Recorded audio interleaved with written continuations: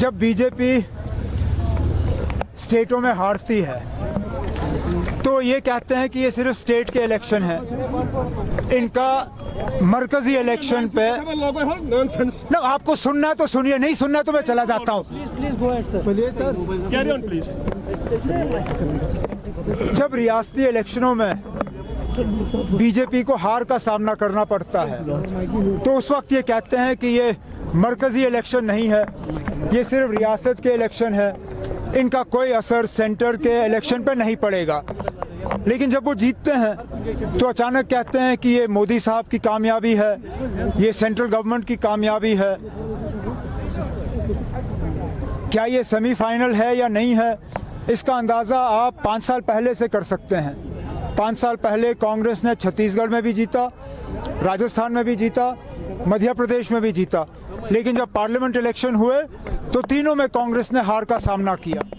इस बार parliament election क्या इन्हीं रियासतों के इलेक्शन के पैटर्न पे होगा या नहीं, उसके लिए हमें देखना पड़ेगा। जी। कह नहीं सकते हैं। What will be the next in J&K? They are claiming the next chief minister will be also from BJP.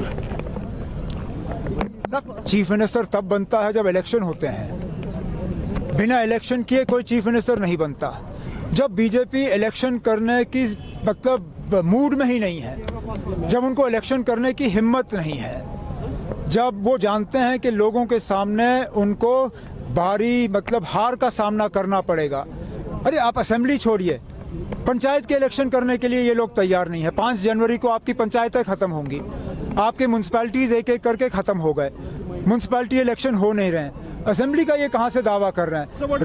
रही बात नंबरों की, अपने तरफ से ये पूरी कोशिश कर रहे हैं। आज भी होम मिनिस्टर ऑफ इंडिया ने पार्लियामेंट में बिल इंट्रोड्यूस किया है जिसमें 3 सीटों पर रिजर्वेशन और लेफ्टिनेंट गवर्नर साहब उनको नॉमिनेट करेंगे।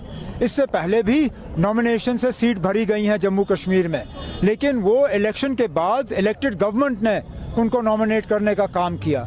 लेफ्टिनेंट गवर्नर साहब को नॉमिनेशन का इख्तियार देना ये इस बात का सबूत है कि बीजेपी वाले जानते हैं उनको नंबर मिलेंगे नहीं, तो नॉमिनेशन के जरिए वो थोड़ा बहुत अपनी इज्जत बचाने की कोशिश कर रहे हैं। Can we expect elections here if the situation is normal?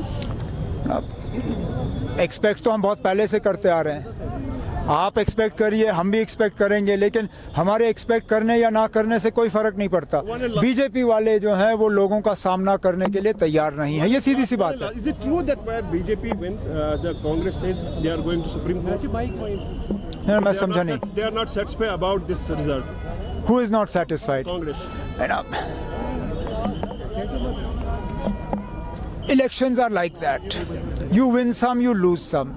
You can't only be satisfied with elections that you win. You must also be ready to accept defeat. Now, if the Congress has lost, unfortunately, in Chhattisgarh, in Madhya Pradesh, in Rajasthan, instead of going to the Supreme Court, they need to analyze the reasons, because some people saw the writing on the wall earlier.